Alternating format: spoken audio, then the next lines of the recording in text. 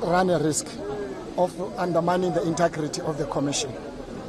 I think we must not have processes that are established outside of the Commission and talk about evidence that has not been presented before the Commission. We start talking about lists that have not been presented before the Commission. That in itself undermines the integrity of the Commission. Because if somebody, for whatever reason, were able to find some list that is yet to be presented, it cannot be on the basis that it must then be argued parallel to the process of the Commission. Let's respect the Commission.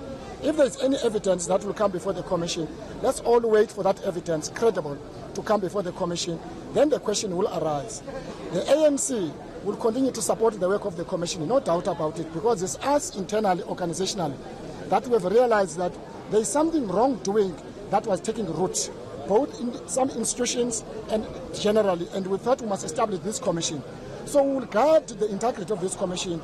If we wake up one Sunday, there is a list that has not been presented to the Commission and yet it's in front pages of papers, it does not mean necessarily all of us, we must then suggest that it comes from the testimony of the Commission. No testimony before the Commission has been presented as yet that speaks to individuals that are on the front papers of today.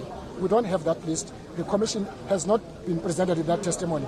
All what we appeal for is that let's allow the Commission, we must defend its integrity, but equally, regardless of how many names of ANC senior politicians or leaders appear before the Commission as they've appeared before, it does not mean they appear on behalf of the ANC. They will appear in their own capacity.